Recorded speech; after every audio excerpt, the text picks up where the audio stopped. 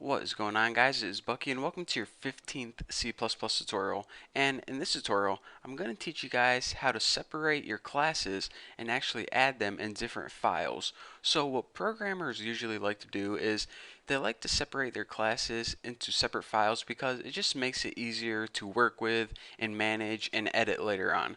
So once we have like a huge program with 100 classes, we don't want all of those classes in the same text file or else it would just get way too huge. So what they like to do is separate it, and it makes it easier to work on, especially if you're working with a couple people. Maybe one person could work on each file at a time. So anyways, enough of me talking. Let me show you guys how to do it. So we have a basic program right here, and we decided that it's time to add a new class.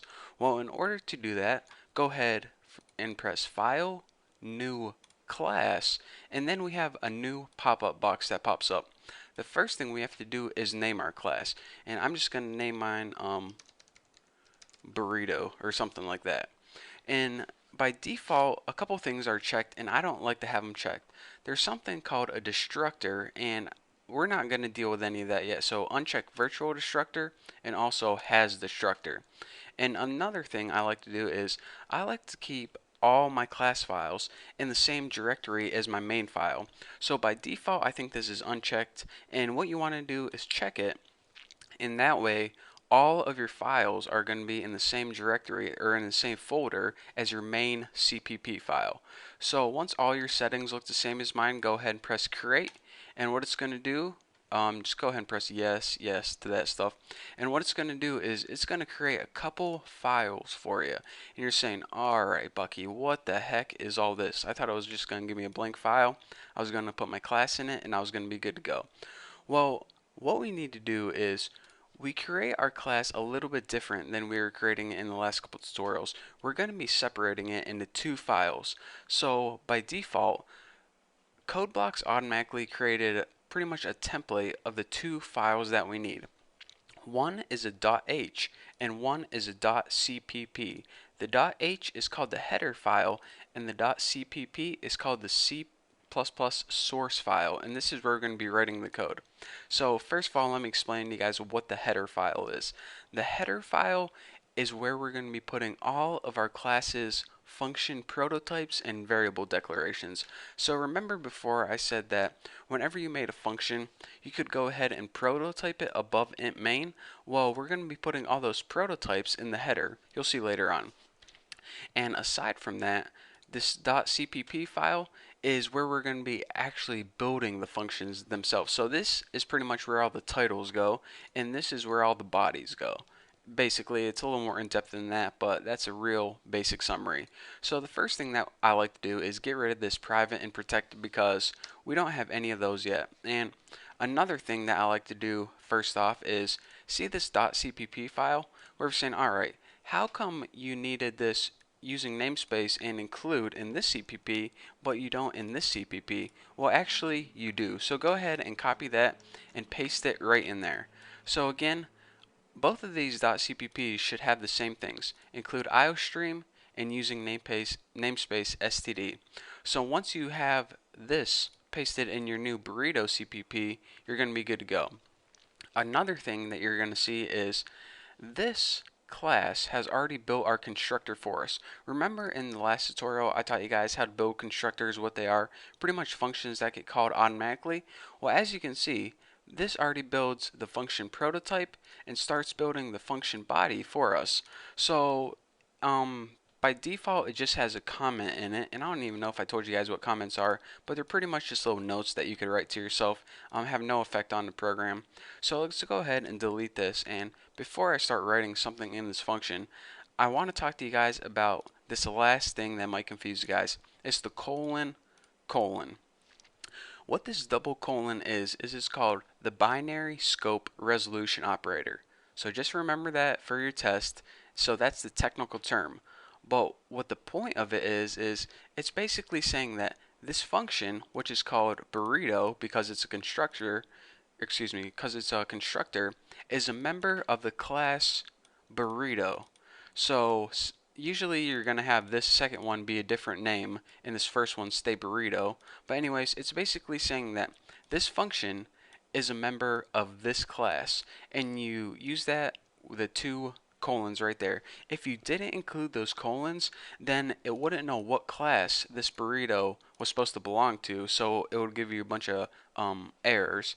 But now, whenever you're making functions, make sure you have the class before it separated by two colons. Again, it's kind of weird seeing it first, but you'll get used to it. So aside from that, let's just go ahead and add something to the constructor. So remember, a constructor gets called automatically as soon as we create the object. So if we go ahead and just go ahead and type like, I am a banana or something like that, something incredibly stupid. So now let's go ahead and write end line. And now whenever we create an object from this class, it's going to print out I am a banana spelt wrong. But hey, who cares? So before I go ahead and run this program, I want to talk to you guys about one more thing. You're saying, all right, Bucky, I understand how to do this, and it's not like I made C++ or anything, but just out of curiosity, why do you have to separate the .h and .cpp file? Why didn't the users, whoever made C++, just let you make it all in one file? Well, the reason behind that is this. Whenever you're gonna, give these functions to your friends to use, or maybe you're working on it with a team of programmers, or maybe you're just distributing this for sale on the internet. Well, you're going to want to compile this right here and change this all into ones and zeros. And what you're going to be giving the other programmers is this. And the reason you only give them basically the prototypes or the titles of the function is saying, all right, I already built all these functions. They work perfectly. You don't need to change it. All you need to do is to use the functions themselves. So again, whenever you're distributing this, this is going to get compiled and the programmers are going to have access to your functions, but they aren't going to be able to change the function bodies themselves. So anyways, that's a nice little background. You didn't really need to know that for this tutorial, just a nice, little tidbit of information. So that's why you split them up. So the last thing that you need to do is this.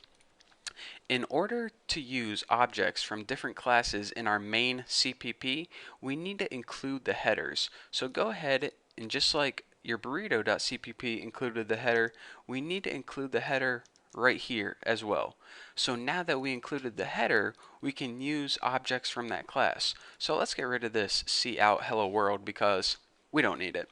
So now that we have the constructor doing something, printing out I am banana, we can go ahead and build an object. In order to build an object, we just go ahead and type the class name and some object like BO, and it should be good to go. So let's go ahead and build and run this and see what happens. I am a banana. Simple enough.